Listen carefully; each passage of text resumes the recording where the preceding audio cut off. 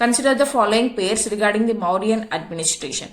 Mauryan administration కి సంబంధించి ఇక్కడ కొన్ని పేర్స్ అనేవి ఇచ్చారు. ఇక్కడ ఏవి కరెక్ట్ గా పేర్ చేసి ఉన్నాయి అని మనల్ని అడుగుతున్నాడు. ఇక్కడ డిపార్ట్మెంట్ ఇవ్వబడిపోయింది. ఈ యొక్క డిపార్ట్మెంట్ యొక్క హెడ్ యొక్క పేరుని ఏమని పిలుస్తామో ఇచ్చారు. అలాగే వాళ్ళ రెస్పాన్సిబిలిటీ ఏంటి with respect to Mauryan administration అని అడుగుతున్నారు. ఫస్ట్ వన్ వచ్చేసి పౌత్వాధ్యక్ష గురించి ఇచ్చారు. మరి పౌత్వాధ్యక్ష అంటే ఏంటి? వెయిట్స్ అండ్ మెజర్స్ గురించి చూసుకునే వాళ్ళే పౌత్వాధ్యక్ష. సెకండ్ సీతాధ్యక్ష. సీతాధ్యక్ష అంటే నేమ్ లో ఉంది మనకి.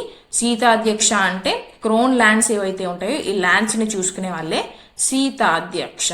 నెక్స్ట్ అక్షపటలాధ్యక్ష అంటున్నారు. అక్షపటలాధ్యక్ష అనేది మనకి ఇక్కడ రాంగ్ గా ఇవ్వడం జరిగింది. అక్షపటలాధ్యక్ష అంటే మనకి ఇక్కడ కరెన్సీ అండ్ కాయినేజ్ కాదు. Currency and coinage is related to లక్షణాధ్యక్ష. సో థర్డ్ వన్ ఇన్కరెక్ట్ అవుతుంది. మరి అక్షపటలాధ్యక్ష యొక్క మెయిన్ డ్యూటీ ఏంటి? అకౌంటెంట్ జనరల్ గా వర్క్ చేసే వాళ్ళే అక్షపటలాధ్యక్ష అని పిలుస్తాం. రైట్. మరి ఫోర్త్ వన్ ఏమని ఇచ్చారు మనకి?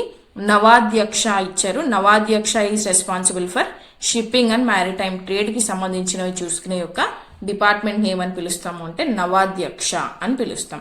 సో ఏవి కరెక్ట్ మనకి ఇక్కడ? 1, 2 and 4 కరెక్ట్. 3 వచ్చేసి మనకి ఇన్కరెక్ట్. మరి ఈ యొక్క డిపార్ట్మెంట్స్ అండ్ ఈ యొక్క రెస్పాన్సిబిలిటీస్ అనేవి మనకి ఎక్కడ మెన్షన్ చేస్తున్నాయి అంటే మనకి మౌర్యన్స్ కి సంబంధించిన సోర్సెస్ చదివినప్పుడు అర్థశాస్త్ర గురించి చూస్తాం. అర్థశాస్త్ర మరి ఎవరు రచించారు? కౌటిల్యుడు రచించడం జరుగుతుంది. ఈయన రచించినటువంటి బుక్ లో మనకి టోటల్ మౌర్యన్ అడ్మినిస్ట్రేషన్ కనుక చూసుకుంటే 27 డిపార్ట్మెంట్స్ అనేవి ఉండే, అంటే 27 అధ్యక్షాస్ అనేవి ఉండేవి.